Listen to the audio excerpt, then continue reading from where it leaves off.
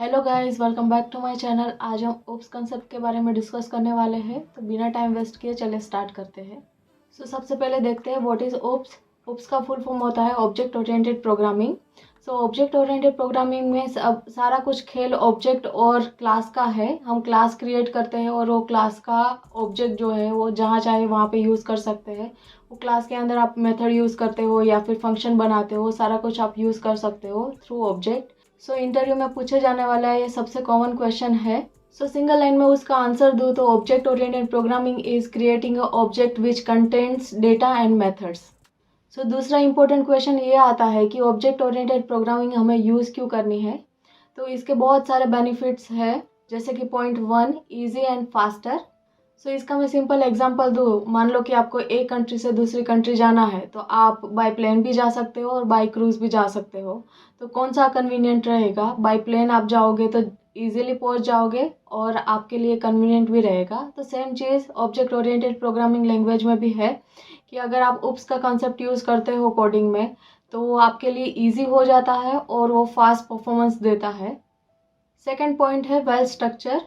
उप्स के कंसेप्ट आप यूज़ करते हो तो आपको एक अच्छा स्ट्रक्चर प्रोवाइड करता है, जिससे आप कोडर्स को इजीली आप कोड कर पाते हो और जो कोड रिव्यू करते हैं उनके लिए भी इजी रहता है। थर्ड पॉइंट है keep code dry out. Means कि आपका जो कोड है वो आपको रिपीट यूज़ नहीं करना पड़ता है। ड्राई आउट का मतलब ये होता है do not repeat your self. तो इससे क्या होगा कि आपका कोड जो है वो आपको रिपीट नहीं करना पड़ेगा। उसकी वजह से आपको कोड को मेंटेन करना या फिर रीयूज करना और डिबग करना इजी हो जाता है। फोर्थ एंड लास्ट पॉइंट है रीयूजिबिलिटी। उप्स के कंसेप्ट आप यूज़ करते हो तो आपको कोड को एक ही कोड को बार बार यूज़ कर सकते हो। फॉर एग्जांपल, मान लो कि आप कोई एप्लीकेशन बनाते हो जिसमें कोई इंटरनेट का यूज़ करना है। तो इंटरनेट का यूज़ करना है तो आपको बार बार चेक करना पड़ेगा कि इंटरनेट ऑन है या नहीं है। अगर ऑफ है तो यूज़र को आपको मैसेज देना पड़ेगा कि प्लीज़ कनेक्ट योर इंटरनेट। तो उसके लिए आप मान लो कि 30 और 40 पेजेस की एप्लीकेशन बना रहे हो और सारे पेजेस में आपको डेटा फेच करने हैं। तो सब में आपको अलग अलग कोड करने की ज़रूरत नहीं है। एक मेथड बना दो और वो मेथड को कॉल करो एवरी टाइम। इससे क्या होगा कि आपका लाइन ऑफ कोड जो है वो कम हो जाएगा और डेवलपमेंट प्रोसेस जो है वो ईजी हो जाएगी। ऑब्जेक्ट ओरिएंटेड प्रोग्रामिंग लैंग्वेज में दो मेन एलिमेंट्स है, क्लास एंड ऑब्जेक्ट्स। सबसे पहले हम क्लास के बारे में डिस्कस करेंगे। क्लास जो है वो ब्लूप्रिंट है, जिसमें हम ऑब्जेक्ट का यूज़ करते हैं, फंक्शन बनाते हैं, मेथड्स बनाते हैं, प्रॉपर्टीज उसमें यूज़ करते हैं। क्लास को एक ही लाइन में डिफाइन करना है तो क्लास इज अ ब्लूप्रिंट और टेम्पलेट। यहाँ पे हम एक स्टूडेंट करके क्लास बनाएंगे और वो क्लास में प्रॉपर्टीज यूज़ करेंगे हम, नेम, रोल नंबर और स्टैंडर्ड। और वो वाला क्लास जो है वो फंक्शन मेन के अंदर हम कॉल करेंगे ऑब्जेक्ट के थ्रू। चलिए चलते हैं एंड्रॉइड स्टूडियो में और उसका एग्जांपल देखते हैं। यहाँ पे एक क्लास बनाते हैं, पैकेज पे राइट क्लिक करके ऑब्जेक्ट ओरिएंटेड प्रोग्रामिंग। यहाँ पे शॉर्टकट में लिख रही हूँ OOP। फाइन। अब ये क्लास को रिमूव करके मेन मेथड, तो फन मेन लिखोगे तो ऑटोमेटिक आ जाएगा यहाँ पे। तो यहाँ पे एक क्लास बनाते हैं ऊपर। क्लास का नेम दे रही हूँ मैं स्टूडेंट।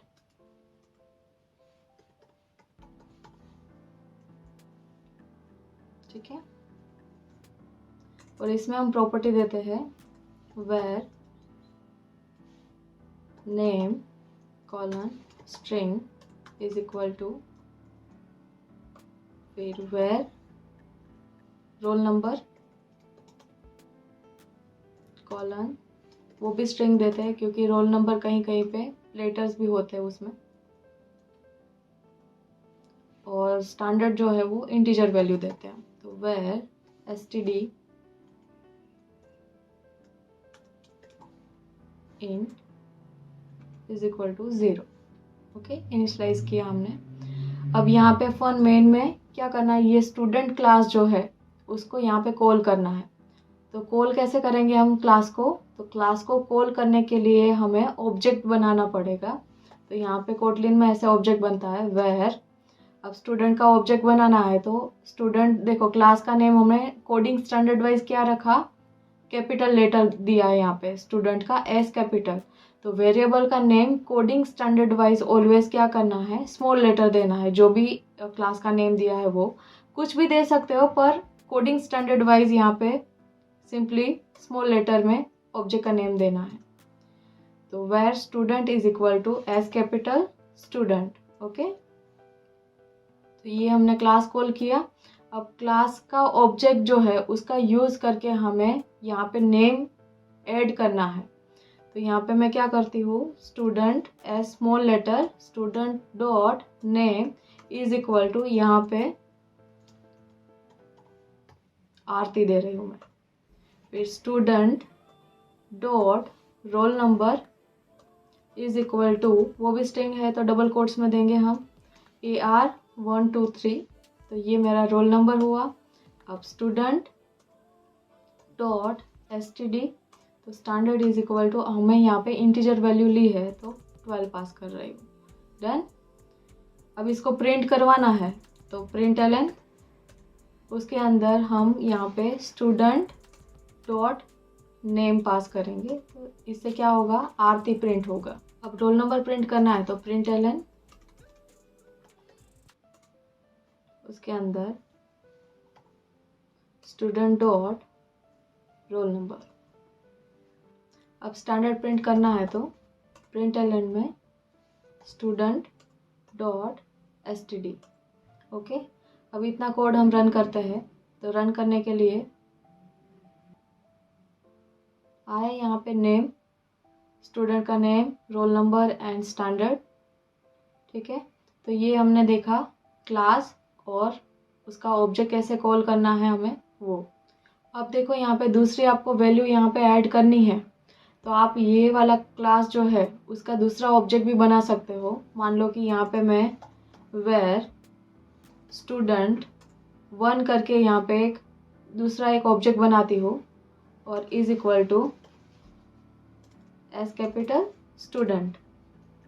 तो हमने अगेन सेम वाला क्लास यूज़ किया और स्टूडेंट 1 के अंदर वैल्यू ऐड करते हैं। तो student 1 dot name is equal to, यहाँ पे नेम देते हैं AB. Student 1 dot roll number is equal to, यहाँ पे AB 1 2 3 रोल नंबर दिया, और स्टूडेंट 1 डॉट, यहाँ पे student 1 dot STD is equal to 10 दे रही हूँ मैं।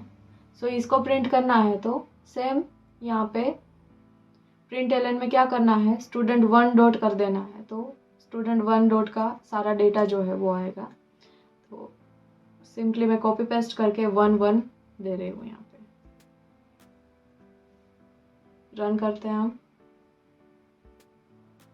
तो देखो आ रहा है AB रोल नंबर और उसका स्टैंडर्ड जो दिया था वो। डन। तो ऐसे आप रीयूज़ भी कर सकते हो क्लास को और उसकी वैल्यू चेंज करनी है सिर्फ आपको। अब देखो हमने यहाँ पे इनर क्लास बनाया है, एक ही ये वाला जो ओप्स का क्लास है उसके अंदर ही हमें स्टूडेंट वाला क्लास बनाया और मेन मेथड में उसको कॉल करवाया। अब ये वाला क्लास आपको अलग से बनाना है। मान लो कि आपने ये प्रोजेक्ट बनाया और ये पैकेज के अंदर 50 क्लास है और उसमें से 10 क्लास के अंदर ये स्टूडेंट वाला क्लास जो है वो यूज़ होता है। तो इसको क्या करना पड़ेगा, आपको अलग क्लास बनाना पड़ेगा। तो इसको हम अलग क्लास बनाते हैं और उसकी वैल्यू यहाँ पे हम फैच करवाते हैं। तो पैकेज पे राइट क्लिक करके न्यू में Java class, sorry Kotlin class, और क्लास का नेम देते हैं स्टूडेंट।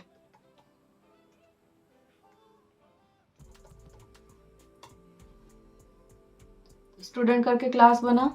ओके, तो हमने उस वाली जो फाइल में कोड किया था स्टूडेंट वाला, यहाँ पे एरर आ रही है तो ये कोड कट करके यहाँ पे दे देते हैं। फाइन। और यहाँ से ये क्लास को रिमूव कर देते हैं।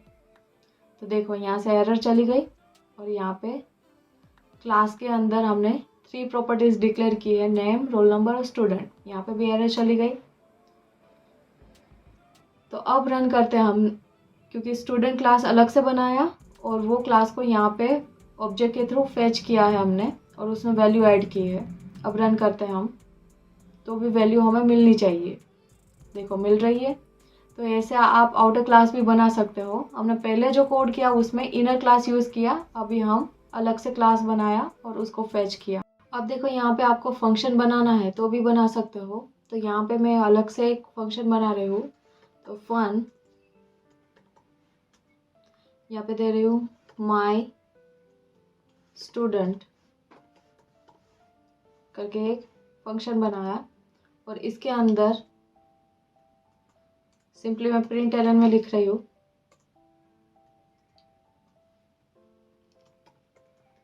Welcome to class. फाइन। तो ये फंक्शन को मुझे कॉल करना है मेन मेथड में। तो यहाँ पे मैं फंक्शन को भी कॉल करूँगी। तो कौन सा फंक्शन बनाया हमने, तो इसका कोई भी ऑब्जेक्ट ले लो और उसको कॉल करवा दो। तो ये वाला फंक्शन जो है वो हमें कॉल करना है मेन मेथड में। तो यहाँ पे स्टूडेंट डॉट, यहाँ पे क्या मिल रहा है हमें, माई स्टूडेंट करके फंक्शन। तो ये वाला फंक्शन यहाँ पे कॉल किया हमने और रन करते हैं।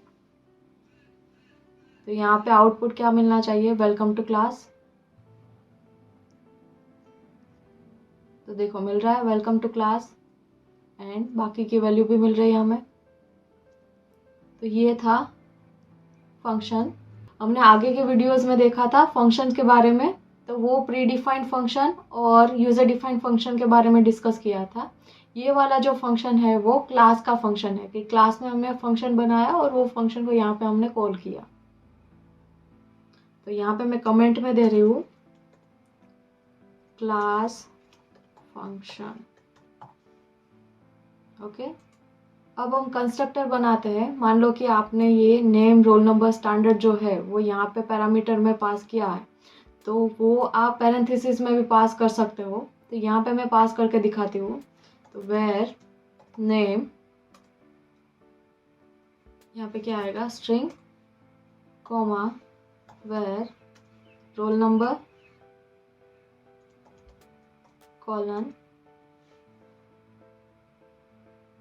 String comma var std colon int. Fine. तो यहाँ पे हमें कुछ कोड करने की ज़रूरत नहीं है, तो ये रिमूव कर दो। तो हमें यहाँ पे क्या मिल रहा है, पैरेंथेसिस में 2 स्ट्रिंग वैल्यू और 1 इंटीजर वैल्यू हमने लिखी। तो यहाँ पे क्या करना पड़ेगा, जो मेन फंक्शन है वहाँ पे चेंज करना पड़ेगा। तो ये जो function dot name roll number ऐसे लिखा है उसकी जगह पे क्या करना है, डायरेक्ट यहाँ पे वैल्यू पास करनी है। तो नेम में मैं पास कर रही हूँ आरती कोमा, रोल नंबर पास कर रहे हैं हम AR123, मतलब जो नीचे वैल्यू पास की थी हमने वो लाइन ऑफ कोड हम कम कर रहे हैं यहाँ पे, और 12। तो ये 3 लाइन की ज़रूरत नहीं है, रिमूव कर दो इसको तो भी आउटपुट मिलेगा। यहाँ पे सेम चीज़ AB कोमा AB123 और इंटीजर वैल्यू में 10 पास करना था। फाइन। तो इसकी भी ज़रूरत नहीं है। नीचे की value same as it is, student dot name roll number, तो हमें वैल्यू मिलेगी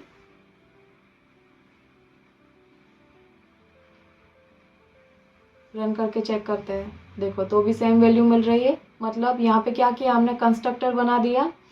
तो ये क्लास का जो पैरामीटर है उसमें पैरामीटराइज कंस्ट्रक्टर हमने बनाया। तो 3 पैरामीटर पास किए, वो कहाँ पे गए, यहाँ पे। ठीक है। और यहाँ से हमें वैल्यू रिटर्न मिली। तो हमने फंक्शन देखा, कंस्ट्रक्टर देखा और क्लास और ऑब्जेक्ट के बारे में देखा। अभी हम नेक्स्ट लेक्चर में उप्स के प्रिंसिपल के बारे में बात करने वाले हैं, जिसमें हम कवर करेंगे inheritance, abstraction, encapsulation and polymorphism. So I hope guys आज का वीडियो आपको अच्छा लगा होगा। Thank you for watching till the end. See you in the next one.